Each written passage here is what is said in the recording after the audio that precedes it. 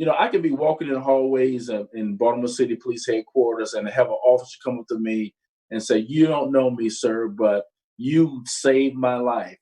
You were able to give me information and support and counseling, and now I'm alcohol free, and now me and my family have a very a wonderful life."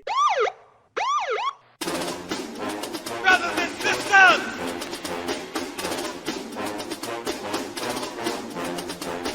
brothers and sisters, I don't know what this world is coming to. You're listening to the Black and Blue Podcast, a discussion and celebration of the roles of African Americans and other minorities in U.S. law enforcement. Your host on the Black and Blue Podcast is Dale Peters, a law enforcement professional with over 20 years experience in the business. Hop on board this Black and Blue train of interviews, current events, and pop culture conversations. So get ready. The Black and Blue Podcast is coming at you right now. Hey, ladies and gentlemen, and thank you.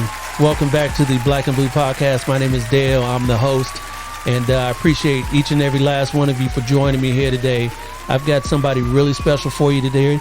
Today, I've got the current director of Officer Safety and Wellness for the Baltimore Police Department in Baltimore, Maryland. Please help me welcome in Vernon Herron. Morning, sir. How are you? I'm fine. How are you, Dale? Excellent.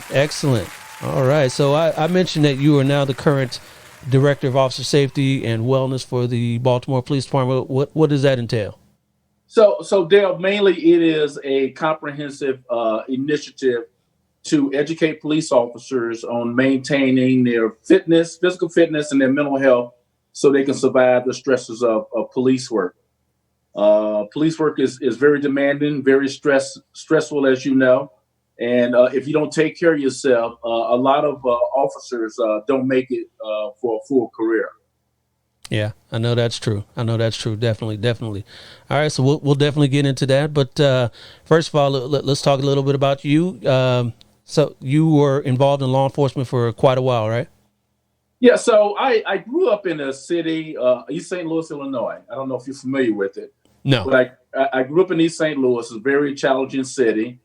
You and I spoke off camera about The Last Dance and how Michael Jordan was motivated by things. I was motivated with wanting to get out of East St. Louis. I lost some very good friends of mine in the streets of East St. Louis, and I wanted a better life for myself.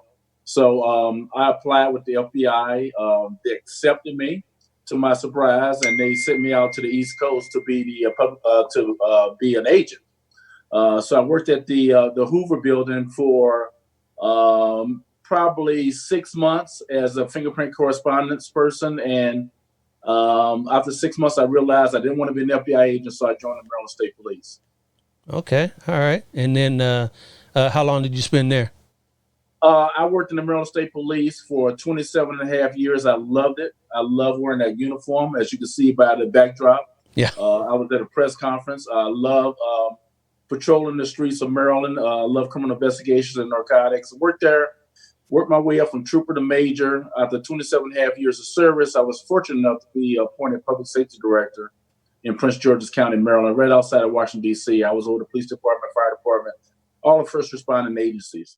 Did that for 7 years, and then I became a consultant for the Department of State, where I traveled the world teaching crisis management to Inspector Generals of Police in Africa, Turkey, Oman, Jordan, and now I am the director of Officer Safety and Wellness for the Baltimore City Police Department. Ah, that's great. That's great. So that's you in the background back there, huh? That's me in the background. We were doing an initiative, a governor's initiative to reduce crime in a small community on the Eastern Shore. So I had a contingent of 40 troopers, undercover troopers and uniformed troopers where it was called Operation People, and it was unique. It's probably the best assignment I had because we got a chance to actually go into the homes of people and talk with them to see what they needed from law enforcement. Nice. Yeah, and you looked good in that uniform too. Thank you, Dale. Still looking good today. Are you? Well, you know what? That was a long time ago. I had a lot more hair. and a lot more resiliency, you know? Yeah, ain't that the truth? Ain't that the truth? Well, like I said, you still look good, and now you're the director of health, officer safety and wellness. So what do you do to keep yourself healthy nowadays? So, after I started researching, when I was anointed the health and wellness director, to be quite honest with you and your listeners, I had no idea what it was. But as a police officer, I did a lot of research, and that's when I started to discover that more police officers actually committed suicide than were killed in the line of duty every year. And the reason for that was stress associated with police work. If you don't manage it and you try to ignore it, at some point it would impact you physically and mentally. Cardiovascular disease is the number one killer of first responders. We die of heart attacks at an early age. The average lifespan of a police officer in this country is 62 years of age. And that's because for years, law enforcement agencies did not educate its officers on how to take care of themselves as a police officer. They teach you how to go to a range and shoot a gun, but they don't say, hey, if you're involved in a shooting, you might have something called PTSD that if you don't manage it, it will ruin you and ruin your career and ruin your life. Right. Yeah. And so how long have you been doing that now? So I'm going into my 5th year. I do that, and I do early intervention, which is a great marriage because I get a chance to talk to officers during the intervention session and find out that they didn't violate policy because they just want to violate policy. They have other issues going on in their lives, like they might be going through a divorce. They might be having financial problems. They might be addicted to alcohol. So once I talk to these officers and find out the root cause of why they're at the intervention, I refer them to alcohol rehab, financial counseling, marital counseling. And over the past 3 years, more than 50 police officers in the Baltimore City Police Department have voluntarily signed themselves into an inpatient treatment facility. They were not disciplined. They were not punished. There was no black mark on their record. And now they're back working the streets of Baltimore. Yeah, that's the goal right there. And make sure that they're healthy and able to return back to work or some semblance of normalcy after that. Right. Yeah. Speaking of returning back to normalcy, how you guys doing with the COVID out there in Maryland? So it's been a challenge, like it has been nationally. We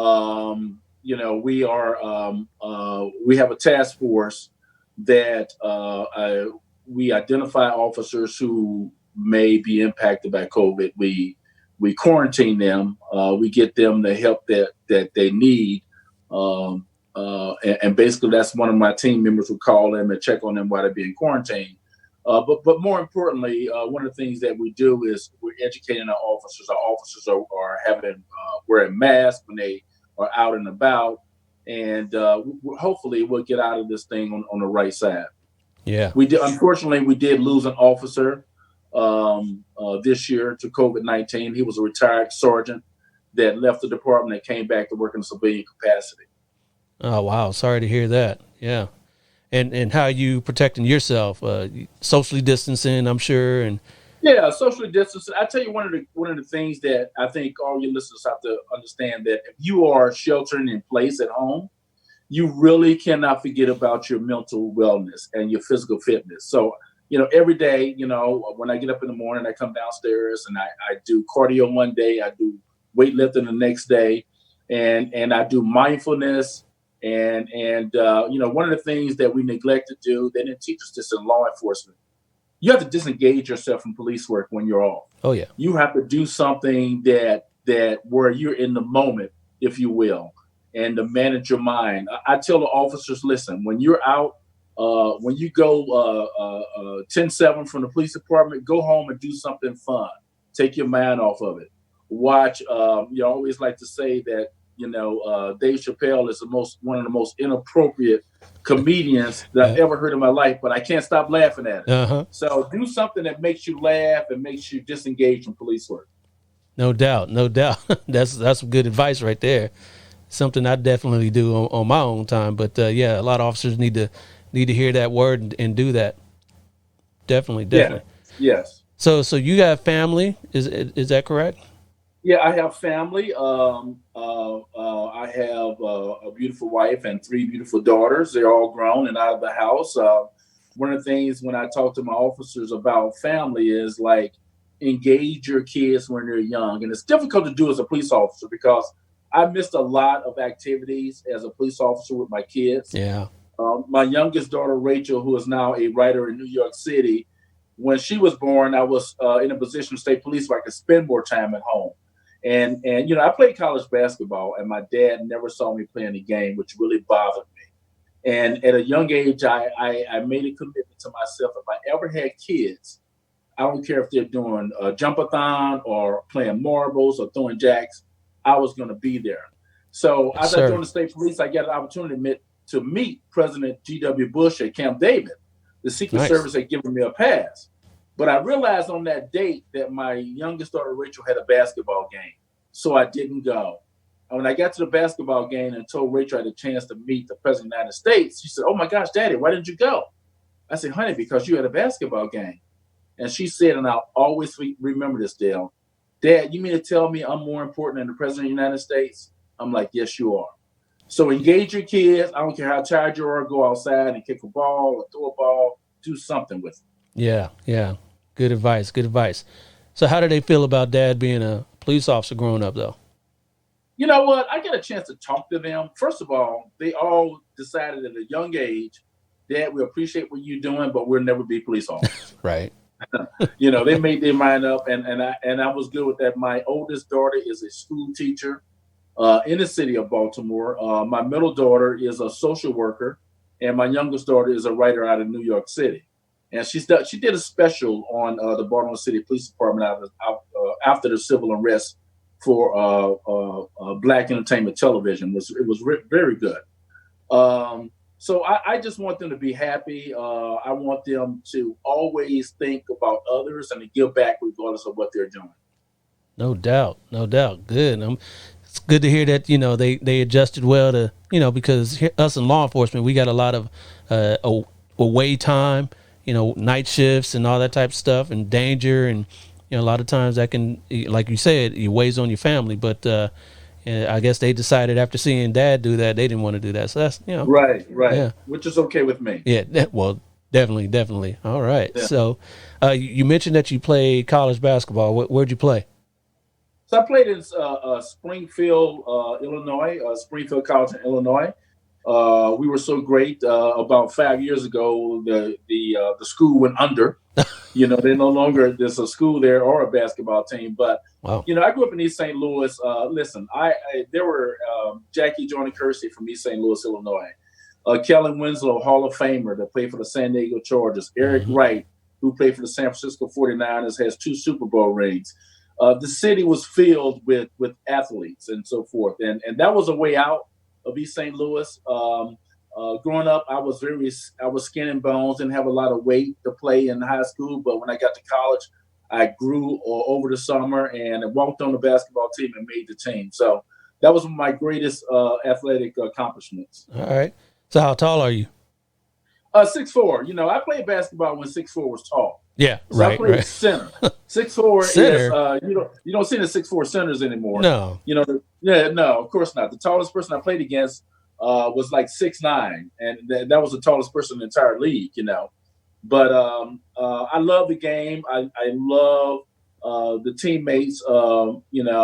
I still keep in touch with several of those teammates today. Yeah, I mean 6'4", that's a point guard. So Right. How were your ball handling skills though? My ball handling skills. Listen, I was like the worm for the Chicago Bulls. I was a rebounder. Okay. And I was a facilitator. Occasionally I would hit a winning basket and so forth. But I specialize in defense and protecting that rim. All right. Okay. So going back to the officer safety and wellness, how have you seen the effect of your program within the department? Have you seen a lot of officers come through and come back and thank you for what you guys are doing there? You know what, Dale, that's what keeps me going every day. When I was a Maryland State Trooper, I was involved in a shooting. And after that shooting occurred, I went through post traumatic stress disorder, and I didn't know what it was, and I didn't dare tell anybody. So I suffered in silence, and what I did was I leaned on Dr. Jack Daniels to get me through it. It got to the point where Dr. Jack Daniels wasn't doing enough, so I had to, in the cover of darkness, I had to go see a mental health professional, and I got mental health help. And I tell officers, when officers involved in a shooting or a critical incident, I'll come to the scene along with a mental health professional. They'll get a debriefing before they go home. I could be walking in the hallways in Baltimore City Police Headquarters and have an officer come up to me and say, "You don't know me, sir, but you saved my life. You were able to give me information and support and counseling, and now I'm alcohol free, and now me and my family have a very a wonderful life." And so that's what keeps me going every day. I really appreciate the feedback, and my claim to fame is number one, to eliminate police suicides and to get police officers through stress associated with police work. Yeah, yeah. How about do you know any of the statistics in Baltimore or Maryland as a whole as far as officer suicides? Well, I can tell you this, that we had a suicide last year. Baltimore County has had a suicide. Almost every police department in the metropolitan area have experienced suicides. And nationally, it is one of the number one killers of our police officers. Yeah. And unfortunately, our police institution doesn't recognize stress the way it should be. When I was a young trooper, it's like, if you had any issues, listen, toughen up. That's not my problem. Come to work. I remember being on the scene of 3 of my troopers were shot simultaneously. At the same incident. And it was the most horrific scene I've ever seen in my life, to see 3 of my colleagues hanging on for dear life. And we were required to come to work the next day and every day. I never took a day off, but that scene impacted me and my colleagues because we didn't understand trauma in police work back then. So Right. We're trying to change the culture, trying to shift the paradigm. And how do you guys get the word out to the troops over there at the PD to make sure that they can come in and deal with this? Outstanding question. So every police officer in the Baltimore City Police Department over the last 2 years has had to take a mandatory health and wellness class where we talk about nutrition, we talk about mental health, we talk about fitness, we talk about a lot of things that keep you, to make you resilient. And that's a 2-hour class. Every officer has to go through it. Every officer in the Baltimore City Police Department gets my phone number. My phone might go off while we're having this session because I want officers to call me, and I tell them, if you call me with assistance, I give you that needing assistance. I give you the assistance that you won't be penalized. You won't be punished. Right. Yeah. That's good to know. Yeah, we have something similar. I would assume most departments do, but we don't take any classes out here, at least in my department out here in Cali. But yeah, that's good stuff to know. That's really good stuff to know. Yeah, I think the class is important because number one, it I show a videotape of and it includes an officer who was struggling with alcoholism, and he came to our unit, and he went away for treatment, and when he came back, he reached out to me and said, "Listen, this is the first time in 17 years that I've been free from alcohol, because when you come to the police department, you go to the lodge, drinks are 50 cents, and somebody gets promoted, we go out and drink. Somebody dies, we go out and drink. It's just it's part of the culture. So we're trying to turn back that culture and let officers know, if you want to drink, it's fine. But when you get to the point where you have to have a drink every day, that's an issue." Yeah, definitely. So, you being African American, and I know you say you came from East St. Louis. Was there any kind of blowback or people that didn't want you to pursue a career in law enforcement? Well, I guess a lot of my friends thought when they found out I was going to law enforcement, they were like, "What? You going into law enforcement?" I'm like, "Yeah." So, after I joined the FBI and then subsequently the Maryland State Police, in the academy, which is a 6-month live-in academy, they train you and teach you. and that, once you graduate from police academy, we're all the same. We're all brothers and sisters in blue. Yep. And for a moment, I drank that Kool-Aid until I got out in the real world. And back in the 70s, there was a lot of racism in the Maryland State Police. One time I was talking to a detective on the phone, and he didn't know what my race was, and we were talking about this case, and he used the N-word, and I was like, "Excuse me?" And there was a long pause, and he says, "Oh my gosh, are you black?" And I'm like, "Yeah, but why would you do that?" Wow. And I reported it to my supervisor, and I guess and it was downplayed. Like, he's a good guy, he didn't mean that, and this and that and that and this. I'm like, well, if you said it, you mean it. But, listen, I was a president of the Coalition of Black Maryland State Troopers. We had to have that organization. At some point, we did sue the Maryland State Police successfully, and we were able to get some things in the settlement about more promotions, more training, and things of that nature. So, listen, being a law enforcement officer is already a difficult task, but to be faced with racism inside the department and outside the department, you are dealing with more stress than the average police officer. Right. Not African American. Yeah, definitely. And has that changed a little bit to your knowledge? Have they gotten more diverse over there? We were diverse for a while in the state police, but now I get this Trooper magazine and I look at graduating class, and you can barely see African Americans in it, and which is disheartening. It is. You would think in 2020 that a class of state troopers be reflective of the current population in Maryland. The current population in Maryland for African Americans, people of color, is about 16 to 17%. And we're a graduated class in the state police, and it'll be barely 3%. After all that I went through and my colleagues went through in order to improve the face of the department, it just seems like we're going backwards. And that's kind of disheartening. Yeah. We've never had an African-American superintendent in the history of state police. The first African-American in the history of the Maryland State Police was hired back in 1966, and they wouldn't let him wear a uniform.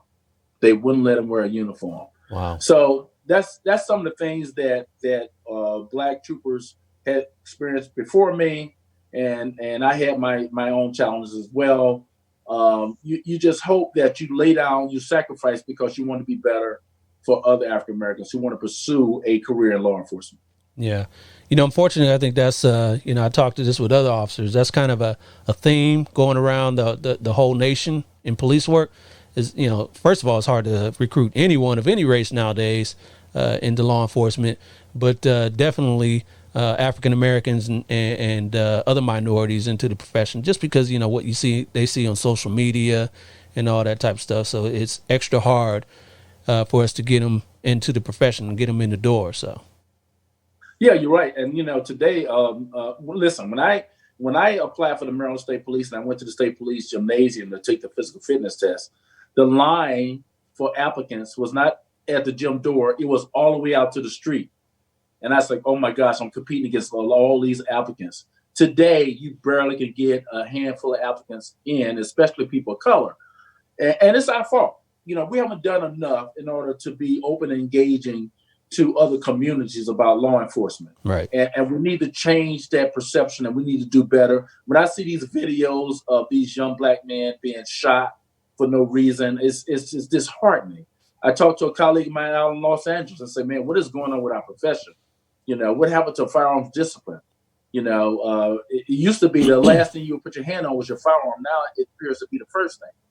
Right. Yeah. And then I would assume, just from my knowledge of TV and stuff like that Baltimore PD is a little bit more diverse. Is that correct?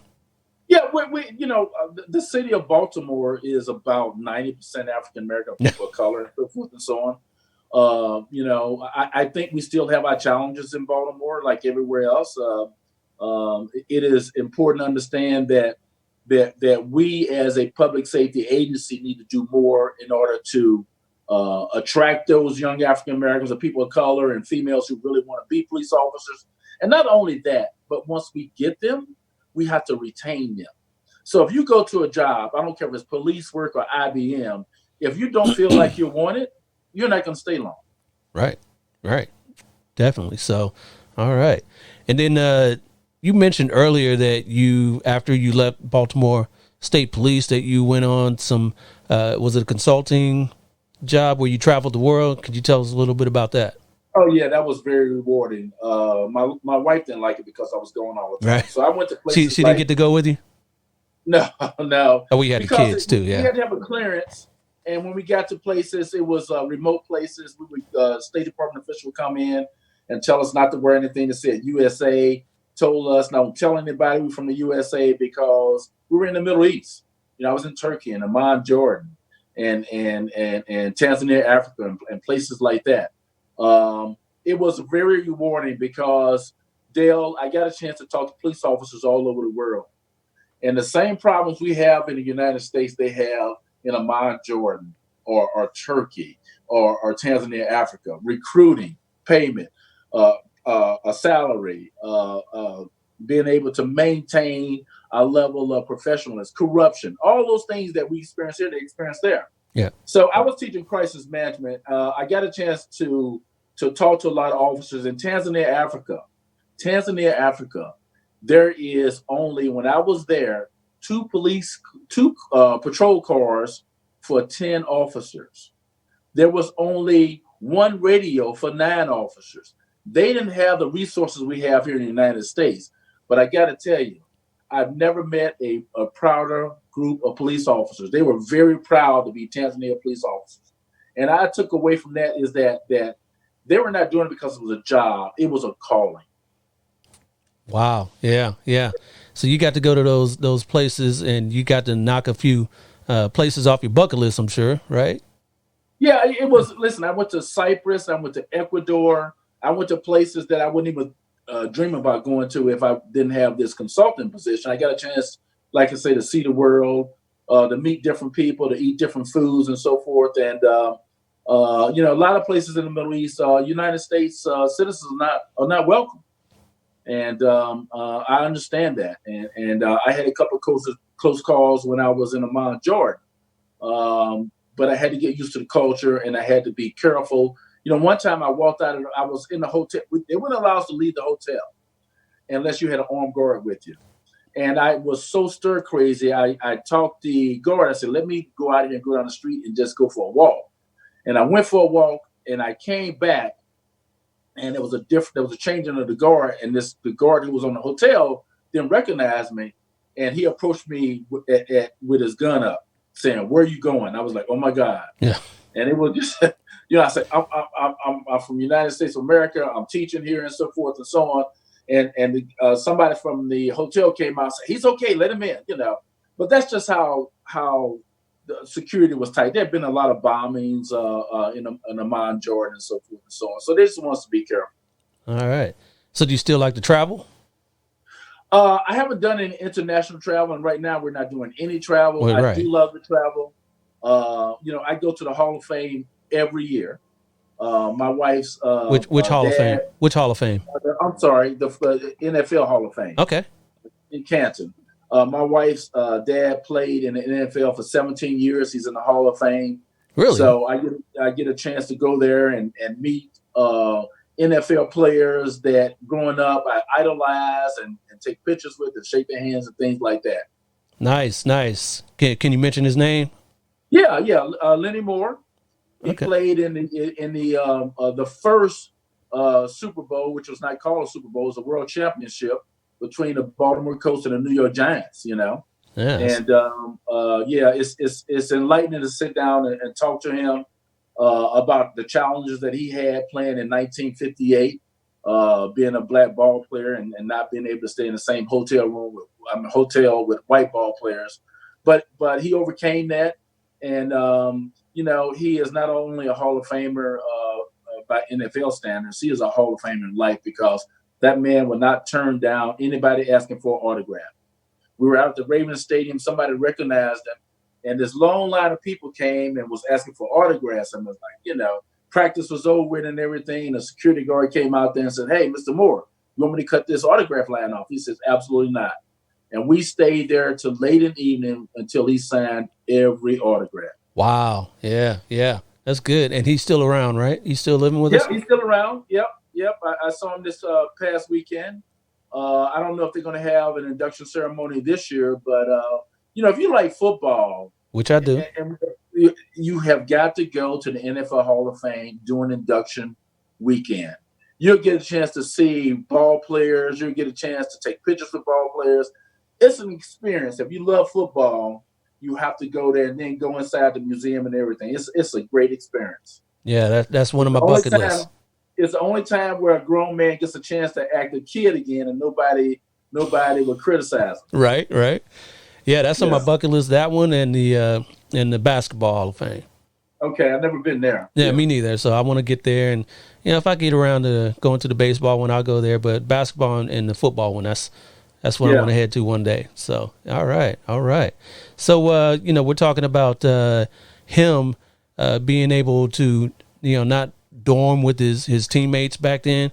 Did you have any trouble with that when you were in the academy back in the 70s when you went through? So no, and basically all of my, I think at the time, so the state police at the time, they were on a federal consent decree. So it was not like they were trying to hire black ball players. Black troopers that the federal government said they had to hire more. So I was, my class was the largest class of black trooper applicants in the history of the state police. And, they treated all of us. It was like a boot camp type of academy. So they treated all of us the same. They treated us like crap, right. So they wanted to test to see how if you had what it took to be a trooper, because they said when you get on the street, especially as a black trooper, people are not going to receive you well. Listen, I've had one of the first arrests I made was a white guy for DUI, and this guy called me every N-word in the book, and he spat on me. It was like one of the worst nights of my career, and I realized then and there that I was going to have certain challenges as a black trooper in Maryland, and that I had to really be careful and cautious. Yeah, definitely. And you made it through relatively unscathed? I made it through 27 and a half years. If I had it all do over, I would do it again. I love wearing that uniform. I love those high-speed chases. See, back then, Baltimore City Police Department, they can't involve in high-speed chases. Only very few incidents that you could do that. In the state police, there was no prohibition. And I love driving that state police car down the highway going 140 miles per hour, which sounds crazy. But when you're 21 years old, you're having fun. Yeah. About that today, I'm thinking, what was I thinking? You know what I mean? Because you weren't. A blowout at 140 miles per hour, you and I wouldn't be having this conversation. You wouldn't be here today. That's right. That's but right. I love doing it. I love engaging people. I love going into communities. Like I said, the Violent Crime Strike Force was one of my last assignments where I got a chance to go into public housing and talk to people and sit out on front porches with people and drink lemonade with them. And see, I grew up in public housing. I'm a product of public housing. So when I get a chance to get this assignment, I jumped at it. A lot of people in public housing had never seen a black trooper. They didn't think black troopers existed. So number one, it was a great recruiting tool because you had young men that said, "Oh my gosh, I can be a state trooper." Yes, you can. Keep your nose clean, listen to your parents, stay in school, stay out of trouble. And the day that you want to become a trooper, call me. And I got to tell you, I did that with a young man, and he called me and said, "You probably don't remember me. I met you when I was 12 years old, and you told me if I ever wanted to become a police officer, call you." And I want to become a police officer. And I was fortunate enough to help that young man get into a career in law enforcement. And I just heard from him recently. He called me and says, "Man, I'm about to retire. But I just want to let you know, as I was reflecting on my career, I thought of you because you helped me get into this. So that's one of the rewards that I had that I take away from being a law enforcement officer. Yeah, definitely. And that's kind of the goal for this podcast as well, is to show young people that, you know, that look like them, that they can do this too. So, yeah, I appreciate you. Yeah, it's a rewarding career. It's not for everybody. Sure. But I got to tell you, I had a lot of fun. I met a lot of people. Just like every job, there are good times and bad times. But when I reflect back on my career in the state police, the good times outweigh the bad times. All right. So, state police, you know, out here in California, we had the highway patrol, and they basically handle mostly, you know, highway incidents and traffic and DUIs and stuff like that. But it seems like more back east, state police, they handle more police work as well as, you know, the highways. Is that correct? Yeah. So the difference between we're all troopers, but the state police normally enforce all criminal and traffic laws. Highway patrol, whether it's in California and there's some others, they mainly focus on the highway. Now, I mean, I worked in homicides. I worked homicide. I've done narcotics. I've done it all. You know, you mentioned California Highway Patrol. You know, after 3 years in the Maryland State Police, I got a chance to go out to California because a friend of mine was a California Highway Patrolman.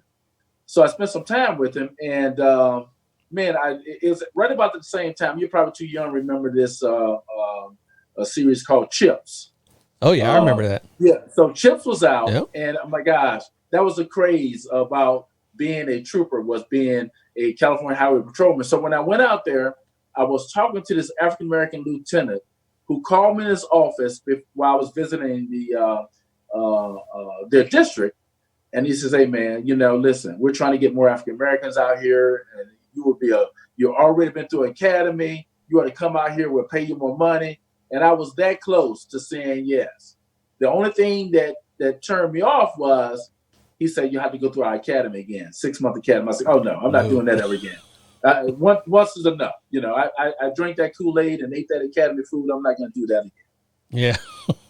Yeah. Not trying to do that again. I hear you. Yeah. I hear you. Trust me. I hear you.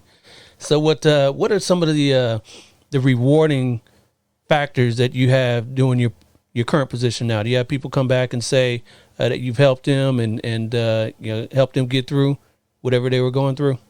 Yeah. So when I see young police officers today, especially my class, I see a reflection of my colleagues in the state police that didn't have an opportunity to have this type of training and awareness. And I think about the number of troopers that committed suicide or died of cardiovascular disease or were fired because they became alcoholic. So this is my opportunity. This is my opportunity to do something that the state police, and actually no law enforcement agencies at the time were doing, is talk to the officers about taking care of themselves, showing them that, you know, we want you to go out there, we want you to do a good job, we want you to be safe, but we want you to survive the rigors of police work. So yeah, I get phone calls, I get text messages, I get officers who I've come in contact with who come up to me and say that I saved their careers. And I wish we had something like that when I was a trooper, when I was a young police officer, because, you know, this should be mandated for every police department in the country, that you have a robust officer safety and wellness section that is not part-time, it's full-time, and they focus on, it's just as important as training and going to the range and having in-service classes, that you have to have those resources. We have a 24/7 hotline. If a police officer in Baltimore City is struggling at 2:00 in the morning, he can call this hotline and somebody be there to talk to him and provide counseling to him. When there's a shooting in Baltimore City, we'll respond to the scene with a peer support member and a mental health professional. That officer will get a debriefing, a free and confidential debriefing from a mental health professional, and everything he says is between him and that mental health professional. It's not used against him when they're investigating the shooting. And that officer will go home, and when that officer can't get to sleep or has a lot of anxiety, he realizes it's not him or her, it's the effects of the shooting. that while they're feeling that way, which is normal. Right. But, we put our officers in counseling. We give them 10 days off after they're involved in a shooting or a critical incident. They can call me or they can call a peer support member. And our main goal is to make sure that when they get back to work, that they're ready to go back to work. We don't just throw them back out there and say, okay, go ahead. We talk to them and we transition them back into work slowly. All right. And how large is the team that you work with? And what is it comprised of? Yeah, so I have one lieutenant, I have one sergeant, I have one detective, I have two contract specialists who were former police officers. They got injured in the line of duty and they transitioned out, and they wanted to come back and still give assistance to the Baltimore City Police. So I hired them as contract specialists. They're able to engage the officers because officers will engage you if they know that if they look at you and they see a reflection of themselves. Hey, he used to be a police officer. He knows what I'm talking about. Yep. And so forth. So that's important. But everybody in my unit is full time. And they're, I have another officer who joined us recently who is on light duty because he was injured in line of duty. We have a health and wellness patrol vehicle that goes out. If you go to the Baltimore City Police website and you go to Officer Safety and Wellness, you'll see all our photographs and videos. That patrol unit goes out at night and we provide food for our officers. We provide information about protecting their health. And they understand that this is just not a program, that this is a way of life from this day on. Nice. And are there any full-time assigned to the team mental health people as well, or? Well, so Dale, that's one of our biggest gaps, is that we don't have a full-time mental health person. And moving forward, I applied for a grant to get a full-time mental health person because I think it's important. Officers are more comfortable to come to you with their problems if you have a relationship with them. And a full-time mental health person could ride with the officers. They could go to graduations, they could go to funerals. Officers can get to know them on a first name basis. So if I know you on a first name basis, I'm having a problem, I have a level of trust with you, Dale. I don't mind picking up the phone call and say, Dale, I'm having some problems at home. Can I talk to you about it? Yeah. It's a lot better than going to a stranger. So we don't have a full-time mental health professional. Before I leave this department, we will have one. That's one of the goals that I think will be the icing on the cake for us in Baltimore City. All right. So speaking of when you leave, what are your plans? How much longer do you think you're doing? I don't know. Because you've had a long career, so at some point you may want to just relax, right? But what would I do? Listen, my late father was a workaholic. My oldest brother, who is 77 years old, just went back to work in the factory. I'm like, what are you doing? He says, wow. I don't know. I can't get it out of my system. So we're a family of workaholics. As long as I feel like I can give back and that I'm saving someone's career or their life or enhancing their ability to do the essential functions of a police officer, I'm going to do that. So, I'm not a young chicken anymore, but I work out on a regular basis. I try to have fun. I tell this story about going to New York City, and I've never been to a Broadway theater play in my life. My wife, who grew up in an atmosphere where they did that all the time, talked me into going to one. I was like, I really don't want to go to a Broadway play. It doesn't even sound like fun. And we went to see Les Miserables. And I got to tell you, Dale, when the curtains opened up, I was mesmerized. And when they closed, I was hooked. I've seen about 40 Broadway plays now. All right. I've seen Denzel Washington and the Raisin in the Sun on Broadway. I've seen Chicago. I've seen Chorus Line. You name it, I've seen it. And the reason I say that is because if you watch Michael Jordan and he had just won a championship in The Last Dance, and somebody says, well, you coming back next year? He says, hey, we just won a championship. I want to live in the moment. And living in the moment will help build resiliency in your mind. So when you're at a Broadway play or you're watching comedy, live in the moment. Don't worry about the stress associated with police work. Yeah, yeah. It's funny you mentioned about Broadway. A few years ago, I took the kids to see Wicked, and I really like that show. Years ago, when I was a kid, I grew up in Ohio, and I had family in Chicago and New York. My mom took us to see was it Showgirls or one of those? I was too young, so when I got older, I wasn't really into it. But now, now I'm hooked, and I'm sorry, I'm so upset that I didn't get to see Hamilton. But yeah, that's the one I wanted to see. Did you get to see that one? Bucket list. That's on my bucket list. Now, my youngest daughter wrote a play that was off Broadway, and she was very talented, very smart, like all my kids. Of course. Yeah, but she loves the theater, and every time we go to visit her in New York City, she's like, "Hey, let's go to the theater," because there's a place down in Times Square called Tix. You can go there and you can get inexpensive, reduced Broadway tickets at a reduced price for that day.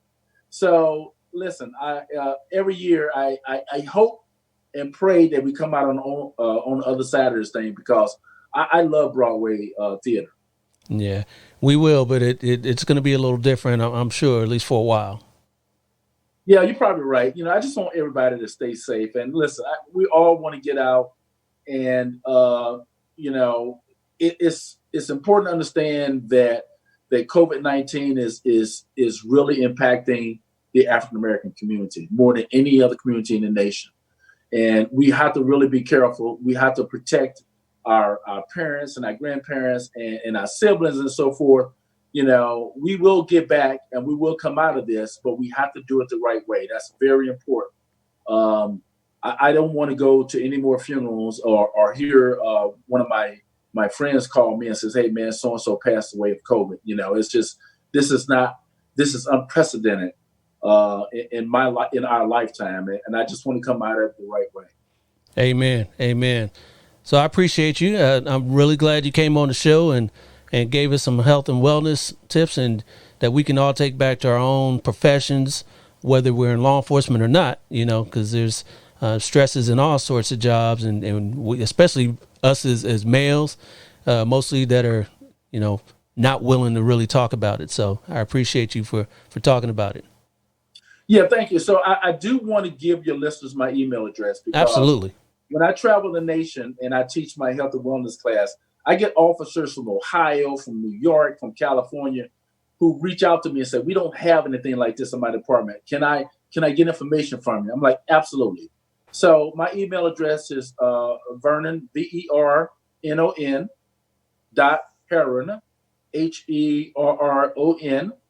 at Baltimore Police, one word, .org.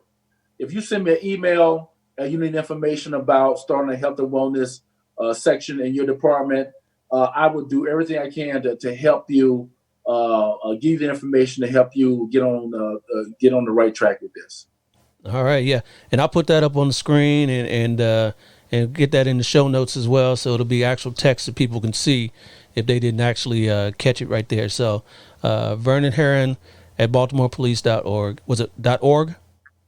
Yes, yeah. Vernon .Herron. At BaltimorePolice.org. That's it. You send me an email and I'll respond to, a good Maryland State Trooper will respond. We'll return all phone calls and now return all emails. So yeah, I'm looking forward to hearing from you and your listeners. All right. Thank you.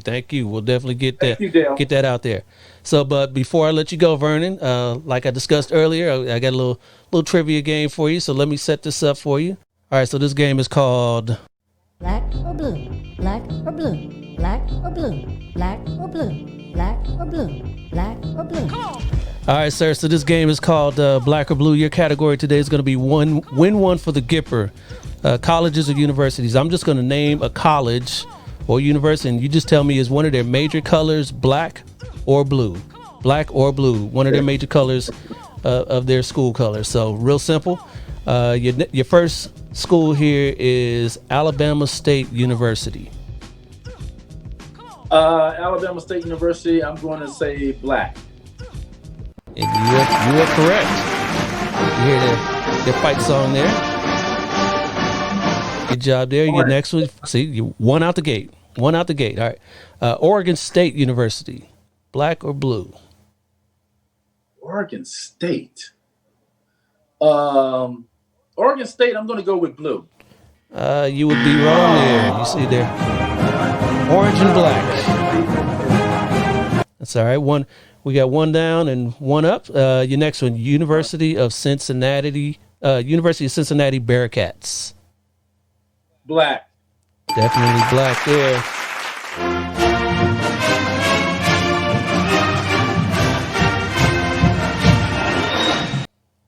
All right. Your next one is Boise State. I think I gave you a little peek there. They even have a blue field. So yeah, they do have a blue field. All right.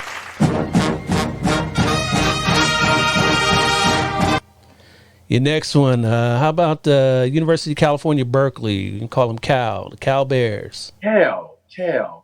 I'm going with black. No, they are blue. Yeah. We're getting through this. A few more here for you. How about Mercer University Bears? Mercer, I'm going black. You'd be correct, sir. Orange and black.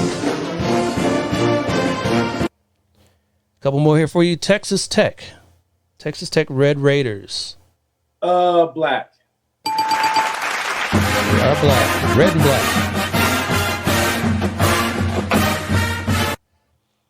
How about the University of Kentucky Wildcats? Oh my gosh. Blue. Big blue. Definitely blue. We all know that one.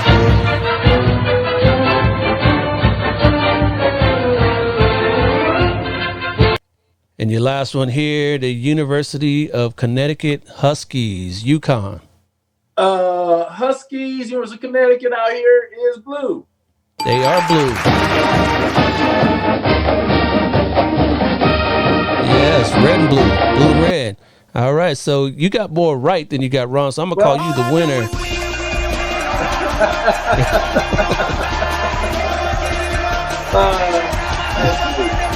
Yeah. All right, so let me stop this here. And we are back. All right, so thank you for being a good sport and playing along there. That was fun. Thank you very much. And thank you for what you do, Dale. I think it's a good platform. I think it's important for your listeners to understand what African Americans go through as law enforcement officers nationally. Definitely. I appreciate everything you do, and you be safe out there in Maryland, all right? Thank you. Next time y'all here, give me a call, and I go get you a Maryland crab cake. You probably never had one. No, I haven't. I definitely want to do that. I was on the East Coast a few years ago with the family and want to go back. So once all this COVID thing clears up, I'll definitely look you up. Okay, man. Take care of yourself. Thank you. God bless you. Thank you, sir. Appreciate you. Okay, man. All right. All right, ladies and gentlemen, that's it for this episode of the Black and Blue Podcast. I want to thank Vernon Herron, Director of the Officer Safety and Wellness Division of the Baltimore Police Department, for joining me here today. You know, that was some real good information and insight, because we could all use some advice on keeping ourselves healthy and well. Thank you, sir. I really appreciate you. And if you guys out there appreciate this sort of content, smash that like button on the Black and Blue Podcast YouTube channel or whatever podcast platform you're hearing my sultry golden voice here today. I'll be back next week with another hard-hitting episode. So till then, you already know. Stay black and blue. I'll holler at you. Peace. This has been a Maitre D' Entertainment presentation.